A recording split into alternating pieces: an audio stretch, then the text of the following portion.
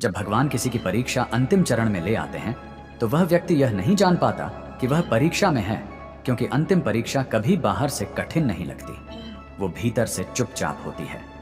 यह वो समय होता है जब इंसान सोचता है अब सब ठीक होने वाला है, लेकिन उसी समय सब कुछ उल्टा होने लगता है। यही कारण है कि अधिकतर लोग यही हार जाते हैं और जो समझ जाते हैं वही चुने जाते हैं। यह वीडियो कोई सामान्य वीडियो नहीं है।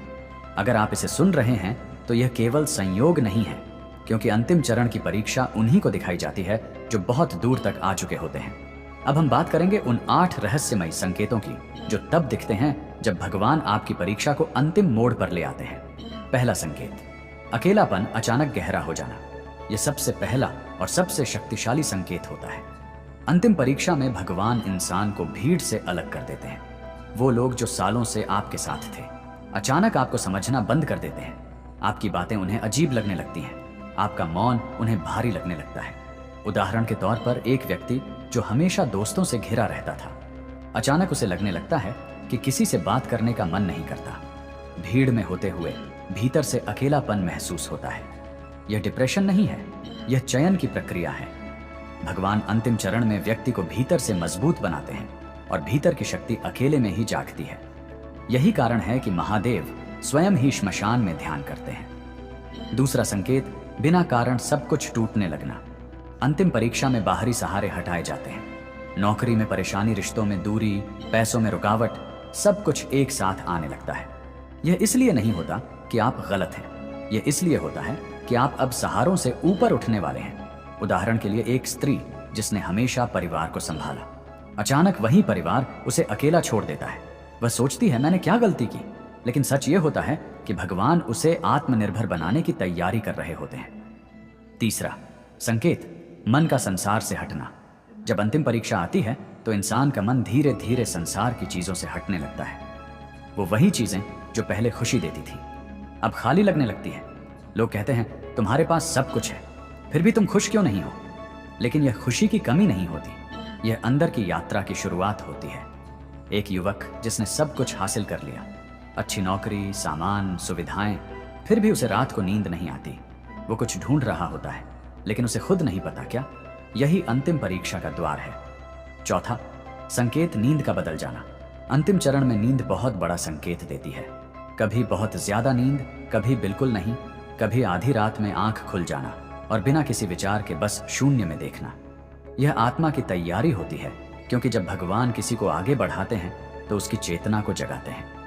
कई साधक बताते हैं कि जब उनका जीवन बदलने वाला था तो महीनों तक उनकी नींद टूटती रही, लेकिन कोई बीमारी नहीं थी।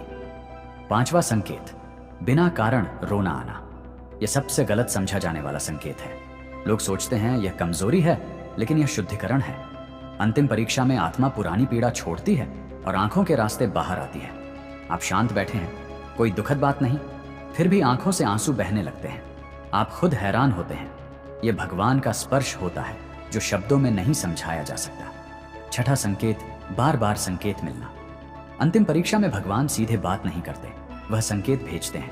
एक ही बात बार बार सुनाई देना, एक ही शब्द अलग अलग जगह दिखना, एक ही संदेश अलग अलग लोगों के मुंह से आना। आप किसी निर्णय को लेकर उलझे हैं और अचानक 3 अलग लोग आपसे वही बात कह देते हैं। यह संयोग नहीं, यह मार्गदर्शन है। 7वां संकेत, डर का अचानक बढ़ जाना। जब मंजिल पास होती है तो मन सबसे ज्यादा डर दिखाता है। यह डर असफलता का नहीं होता, यह डर परिवर्तन का होता है।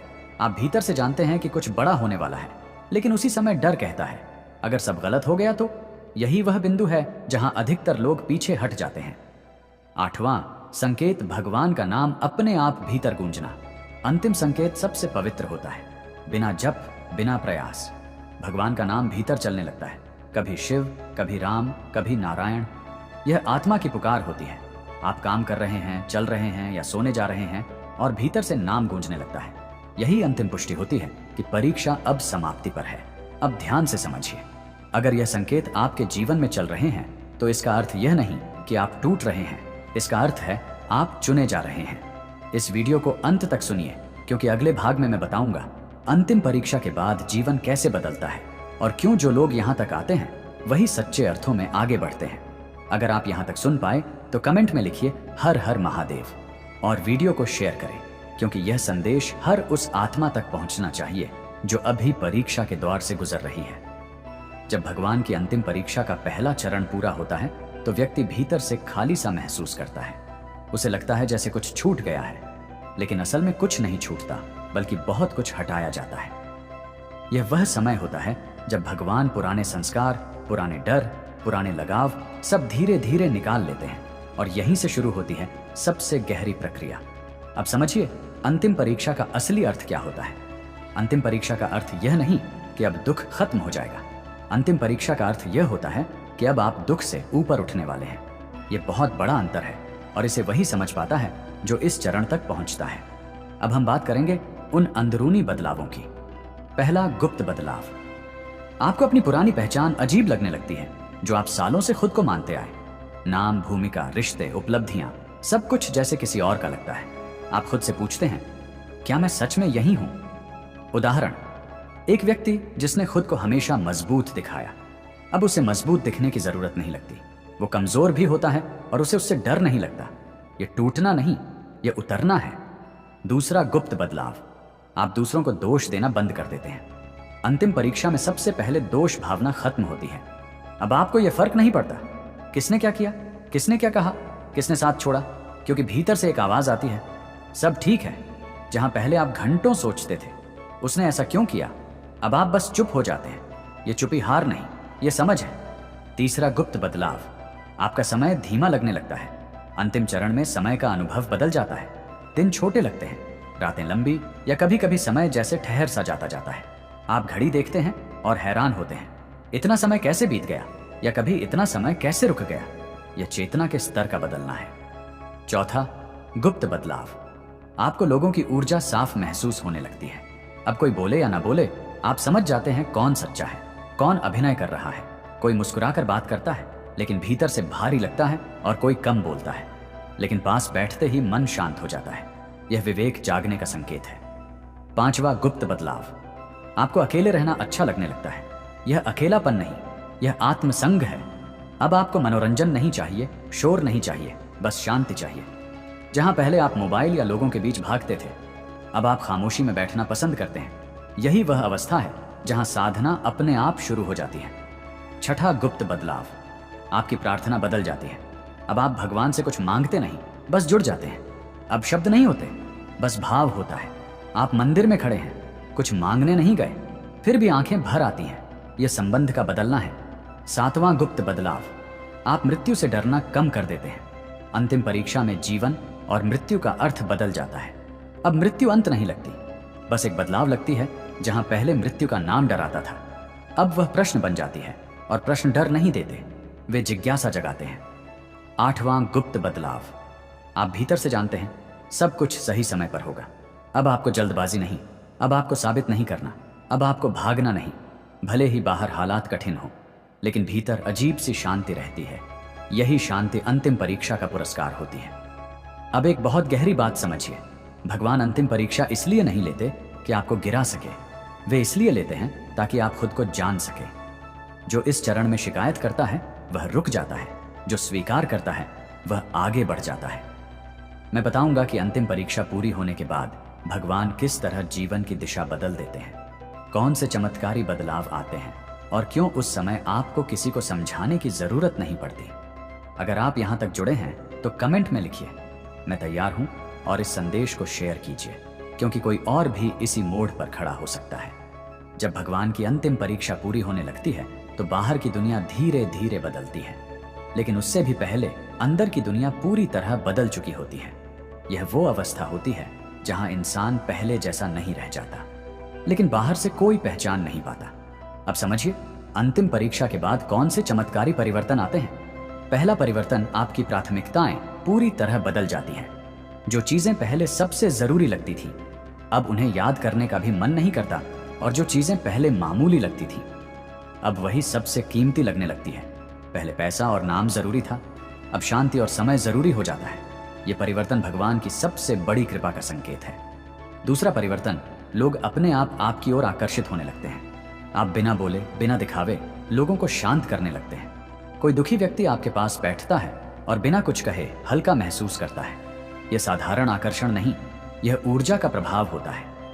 तीसरा परिवर्तन, आपकी इच्छाएं बहुत कम हो जाती हैं। अंतिम परीक्षा के बाद मन कम चाहता है और जो चाहता है वह बहुत शुद्ध होता है। पहले आप बहुत कुछ चाहते थे, अब बस यह चाहते हैं कि भीतर शांति बनी रहे। यही सच्ची संपत्ति है। चौथा परिवर्तन, आपकी बातों में वजन आ जाता है। आप कम बोलते हैं, लेकिन जब बोलते हैं तो लोग सुनते हैं।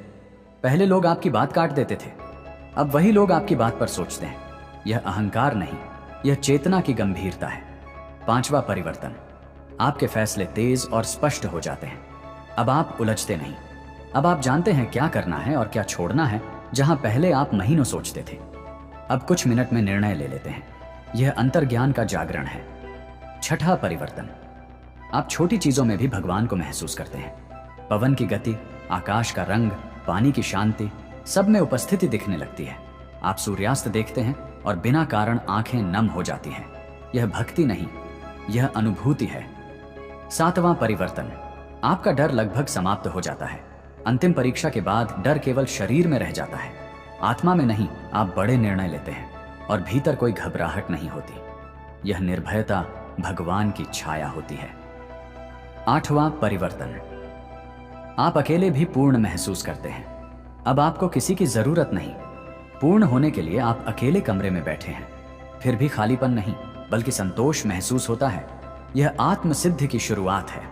अब एक रहस्य समझिए, बहुत कम लोग इस अवस्था तक पहुंचते हैं, और जो पहुंचते हैं वे अक्सर चुप रहते हैं, क्योंकि शब्द उस अनुभव को पकड़ नहीं सकते। भगवान की अंतिम परीक्षा का उद्देश्य आपको साधारण मनुष्य से साधक बनाना नहीं, आपको साधक से जागृत आत्मा बनाना होता है। और जब यह प्रक्रिया पूरी होती है तो जीवन में घटनाएं बदलती हैं। नए लोग आते हैं, नई दिशाएं खुलती हैं, पुराने दुख पीछे रह जाते हैं। लेकिन सबसे बड़ा परिवर्तन यह होता है कि आप भीतर से मुक्त हो जाते हैं। अब किसी को साबित नहीं करना, अब किसी से लड़ना नहीं, अब किसी से उम्मीद नहीं। बस जीवन बहता है और आप उसके साथ बहते हैं। अगर यह संदेश आपके दिल तक पहुंच रहा है तो समझ लीजिए आप भी किसी गहरे चरण से गुजर रहे हैं। कमेंट में लिखिए, मैं जाग रहा हूं, और वीडियो को शेयर करें, क्योंकि शायद किसी और की आत्मा भी इसी संदेश की प्रतीक्षा कर रही हो। धन्यवाद।